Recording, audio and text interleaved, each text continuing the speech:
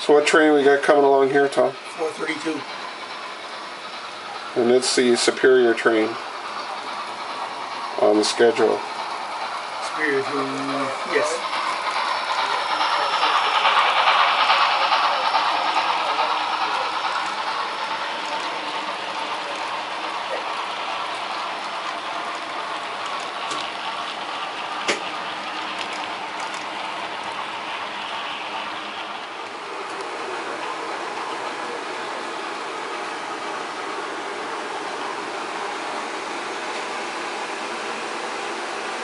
So Mike, this train's sitting here waiting on the schedule? That's right, this train is inferior right now, is the 432, right. Is eastbound. So we're just holding, and actually we're on the main, we arrived on the main. Yeah, that's okay though. Orders, and that happens sometimes. So here comes the other train. That's the Superior train. Why is it Superior? Eastbound direction is Superior on the Canadian Northern. Back in Ellenburgh, still waiting on the siding.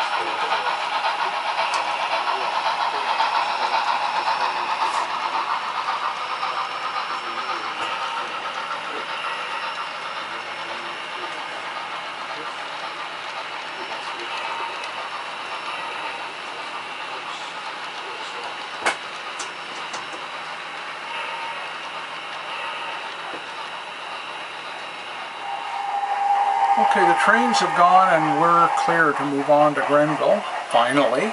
And we'll just pull our train out of the siding, out of the hole here in Ellenburgh, and we'll slowly coast by Burns Packers. And it's not a very long run to Ellenburgh, it's quite short actually. Or sorry, to Grenville. It's quite short actually, and we'll just... Now as we depart Ellenburgh, we start the approaches into Grenville. As we approach Grenville, we notice that the train order semaphore is red. And so we pull up to the station and we make a station stop right here with a red semaphore. That means that there's train orders for us. So that's the, can you point that out exactly what we're talking about? We're talking about this arm of the semaphore, which is for the westbound trains. Yeah. And we're a westbound train, and because it's red, it means that there's train orders for us. And so I stop my train and I have to walk to the dispatcher's desk and pick up the train order. In the real world, the station agent at the station would have had the order dictated to him, and once I stopped here and went in to sign for it and get a clearance, he would give me the train order. But in this case, we've simplified this process a little bit, and we don't have a station agent, so I have to go into the dispatcher's office myself to get the train order.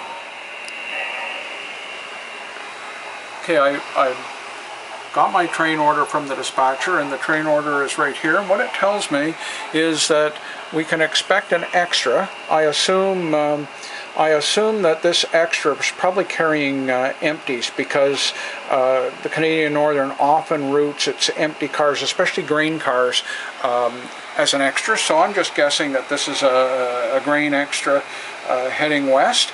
But it doesn't matter to me. I have to be in the clear for it. It tells me, this train order tells me that this extra is going to pass us right here at Grenville, and that we're to take the siding. And since it's going to leave Hochelaga after 8:20. And Hochelaga is the last train order station, and it's the last place a time is shown for that extra. So I have to be in the clear at 8:20. It is now about 8:12 or 8:14, and I really don't have very long before I have to clear up for this train. But I do have a move to make here. But I'll just pull over into the clear at Grenville and clear the way for this extra that's been called. So the difference in this scenario really is you're both extras, but the dispatchers actually prioritize them, and so you're giving your orders to wait for this guy to go by. Right. Normally trains of one class can't pass trains of the same class unless there's a written authority, and in this case the dispatcher is given a written authority for this extra, who's also going westbound just like we are. He's given written authority for him to pass us here, and he's also directed us to take the siding. So it's almost as if that extra is a superior train to us. I see. And I guess when you're looking at this sort of scenario, it probably was decided on the basis that you've got some local work to do and he's going through. Possibly. That assumes that the extra that's been called has empties, but for all I know it could have high priority freight, and for whatever reason it may be really needed as a high priority train. I don't know. It's not my job to question the dispatcher's decision. It's kind of exciting though. It really provides a lot of interest in terms of a dispatcher's role on a large railroad. A lot of people sort of avoid that role because they think it's just, sitting back and following a schedule and talking to people through a session. The dispatcher's role is actually relatively difficult, and some dispatchers make it more difficult by trying to write a lot of train orders. I prefer to write fewer rather than more, but there is no way around the fact that the dispatcher has to keep records of where the trains are, where they're going, and he has to make decisions. It's sometimes difficult for new dispatchers to get on to using the various tools and so on, the train sheet. Keep in mind that in the days of timetable and train order dispatching, the dispatcher actually only had on his desk the train sheet and his register book and his order book. And so he really had just rudimentary record-keeping materials, and he had to be able to read a train sheet, and from the train sheet see where the trains were, where they were going, and imagine the best possible meeting points and so on. So it's an exercise. He directed us to take the siding, and so that's exactly what we're going to do. Well, this is kind of an interesting modeling arrangement here. I can see he's got his water tank sitting in the middle of his railroad. Tom has done his best to squeeze in the most possible railroad. He's even put his furnace on the opposite angle up here by the look of it. Tom went to some length to build steel brackets and mount the furnace out of the way to get a little more mainline run. And Canadian Northern is a very large railroad for a home layout. It's on a scale of a club.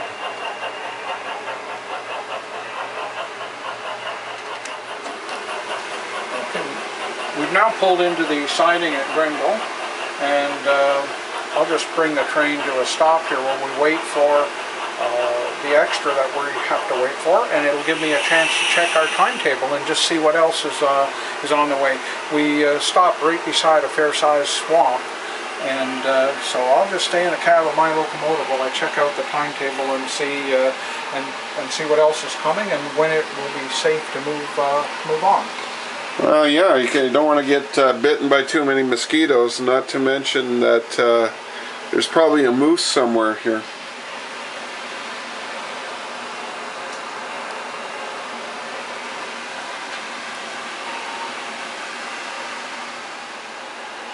And now we're waiting.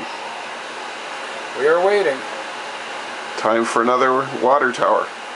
Exactly. When you run away freight, there's lots of waiting.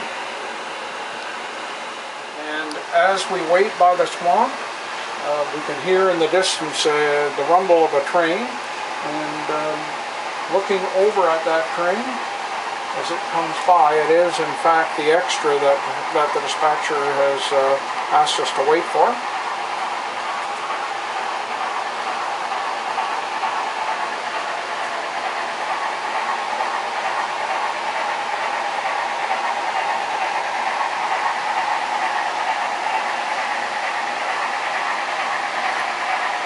he's hustling his freight west, so it's got some kind of priority freight in it, and it's not a simple train load of empties as I had possibly thought it might be. It's a priority merchandise.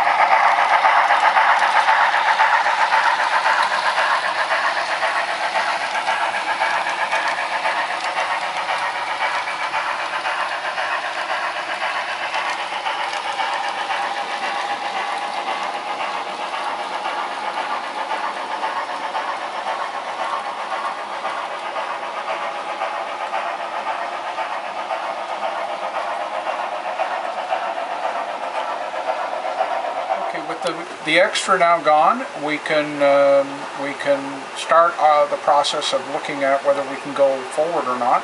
And if I look at the timetable again, and on the timetable, I note specifically that train 7 was, which is a passenger train, a first-class passenger train, it was departing Hochelaga at 8:25.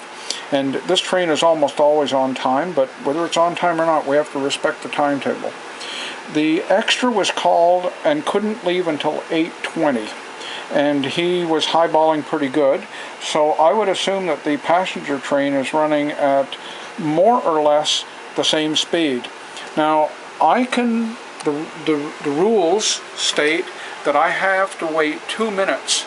On the real railroad it's 10, but for us we use 2 minutes wall clock time. I can't follow the extra west until it's gone by for 2 minutes. And if I wait the 2 minutes and then pull out, then I won't be in the clear at Hammond before that train arrives here at Grenville. That train meaning number 7, the passenger train.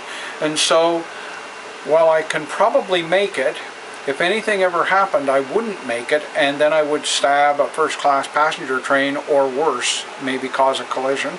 And so the prudent thing to do is to wait here in the siding for number 7, and after number 7 goes by, if I look on the timetable again, it's pretty clear after that. So we'll just sit and wait for number 7 to come through, and then we'll follow him west after he goes.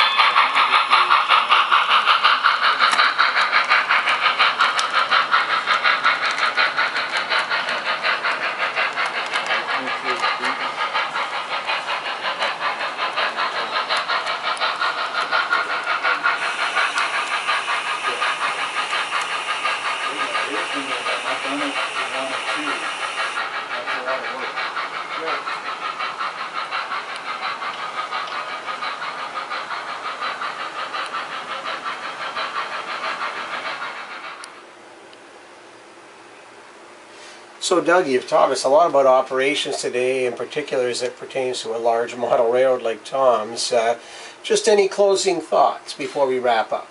Yeah, I'd like to add a couple of things to what's already been said. First of all, I want to re-emphasize that in timetable and train order operations, the onus is really on the crew to decide. And in other forms of operations where the dispatcher really has full hands-on control of everything. For example, with CTC, the dispatcher sets the signals, he throws the switches. In modern operations with track warrants, the dispatcher really says you can go or you can't go, and for how long you can go. In this, the timetable is set in advance, and it's up to, as we've discussed over and over, the operators themselves. They have some skin in the game, I think is the term that's often used, and it's up to them to make the decision. The other comment that I want to make is that for modelers who really want to give this a try, and it is becoming much more popular now. I would guess when I first really got into the operations game, maybe 20 or 25 years ago, that operating like this was more of a dream than a reality for most of us. So we've come a long ways. But for modelers who really want to give this a try and get into it, I would highly recommend that they join the NMRA Special Interest Group. You don't actually have to join the NMRA, but if you join the Special Interest Group, it's called OPSIG, and read their journal. They publish it electronically as well as on paper, and if you read the journal, you really get a lot of good ideas. And they have published this particular book. You can see the OPSIG signal in the top corner. It's written by a couple of gentlemen, one of whom is a former dispatcher on the Northern Pacific, and the other is a very well-known model railroader who has prototype experience. And these two gentlemen have written this particular book, which goes into a lot of detail about how timetable and train order operations can work, and how to set it up on the model railroad as well. Where did you find this book, Doug? Well, I'm a member of OPSIG, and that's where I found it. And so you can order it from... You can order it from the Special Interest Group itself. I highly recommend it. Well, thank you so much, Doug. You've shown us how, as a crew operating on a layout, you become more engaged in the global aspect of knowing what's going on along the whole system, and that will ultimately make the operating session more rewarding for all involved. Thank you very much. You're welcome.